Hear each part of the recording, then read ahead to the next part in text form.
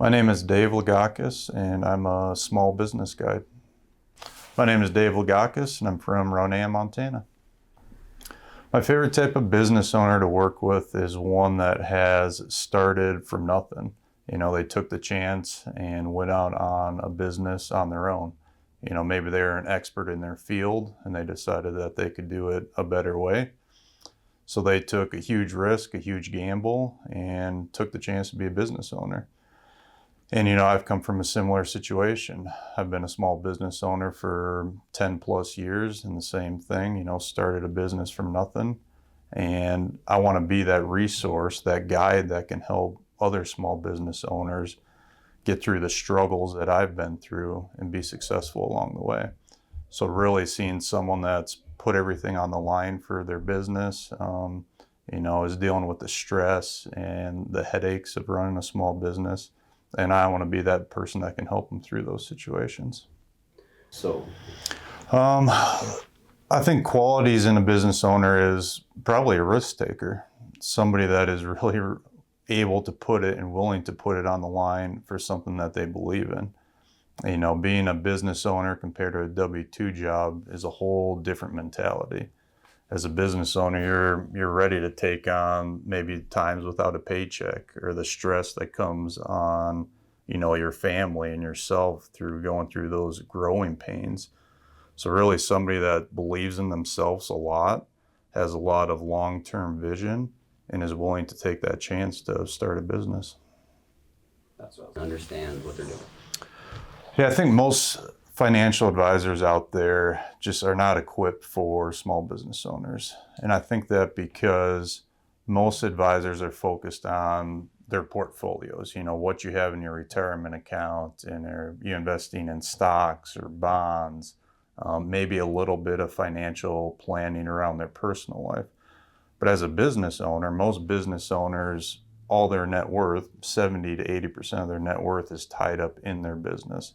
Every extra penny they have, they're putting back in the business. So when you go to a typical financial advisor, they just don't understand that dynamic. They want you to bring them their money, put it in the S&P 500, put it in some stocks or bonds, and that's probably not the best investment that a small business owner can do.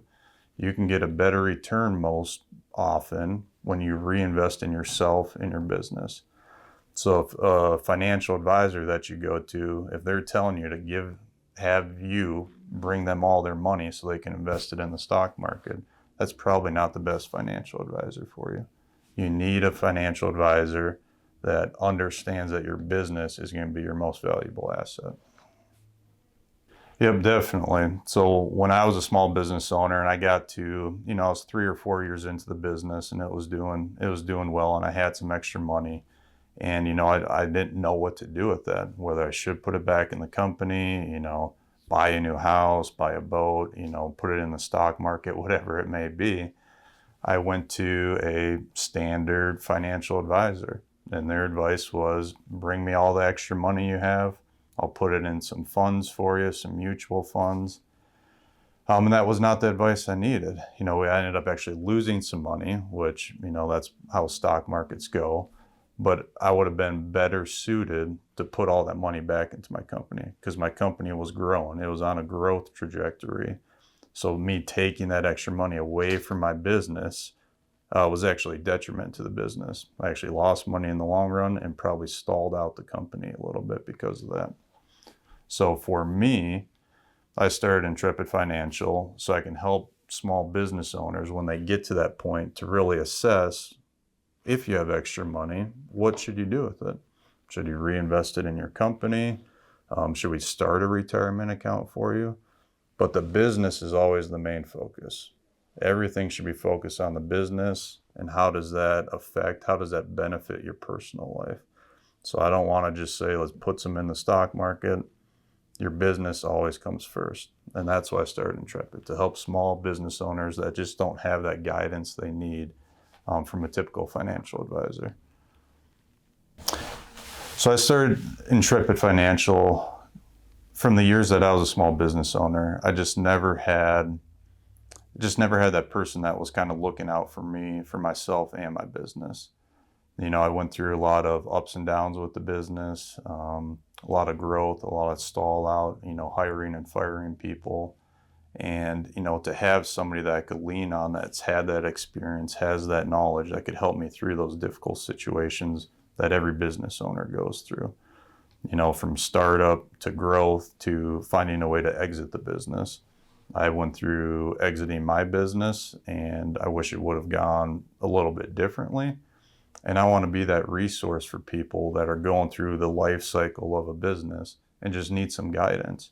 I'm not going to be an expert at anybody's field that they're in, but when it comes to running the business, that's where I can be supportive and guide them on the right track so they can increase the value of the business and be able to do whatever they want with that business when the time comes. So yeah, so I'm a small business guide with Intrepid Financial. I don't consider myself a standard financial advisor. So I would consider myself a small business guide and not a financial advisor. I do have the credentials to help people through the financial side of their life, but the business is really my focus. I want to help them through the life cycles and the ups and downs of the business and be a guide through that whole process. So when a client comes to me, financial advice in their personal life and their retirement accounts is not the first thing we focus on. It's really focusing on the business side of things. So yes, I can do some financial advisor work, and I do for many clients, but being focused on the business is really what the Intrepid is about, what I'm here for. Yeah, so the first time I meet with a client and I take them on, start working with them, the first thing we look at to increase the value of their business is to see how dependent the business is on the owner. So if you are the owner of the business and the whole business relies on you for the day-to-day operation, that is going to decrease the value of your business right there. An easy way to test this is, let's say you as the business owner, let's shut your phone off for an entire day. Let's just test it out. Walk away from the business for an entire day and see what happens. If you can come back the next day and the business is running smoothly, there's no issues, you have a valuable business right there. If it's the complete opposite and everything, kind of hits the fan when you step away, that means that your business has a lot of work to do before it actually becomes a valuable asset to yourself. Yeah, so the big difference with a business owner, to know if you just have an income stream or you have an asset, is really stepping away from the business. So if you can step away from it and still get a paycheck, you still have income as the business owner after a couple of weeks of being gone, you probably have a real asset. Another way to tell is if you have money left over at the end of the year, if you have a successful year as the business owner, how you look at that extra cash is really going to determine if you're looking at it as an income stream or an asset. So if it's an income stream, you're going to say, okay, I have an extra $50,000 at the end of the year. I'm going to go buy that boat that I've always wanted. I'm going to go on a big trip with the family. You're just looking at it as additional income coming into your personal life. If it's an asset, you're going to look at that $50,000 and say, what can I do with this company to increase the value of it? Maybe buy some more equipment, hire some more people to increase the overall value of that business, and keep compounding that value with your business because you're putting that money back into it. So if it's an income stream, you just want to pull as much money out of it as you possibly can. If you're building a real asset, you're reinvesting constantly in your business. Definitely. I think, there's two different types of businesses, and business owners need to decide at some point what they're going to do. You can either have a lifestyle business or you're building a business for growth. And there's not a right or wrong answer. It's just dependent on what type of business you want to grow, what type of business you want to have. So building a business for a greater life is going to be different for everybody. And that's really how myself and Intrepid, we really dive into your personal life and the business. They go hand in hand to see what your goals are. What do you need out of the business for your personal life, for your family, for everything else?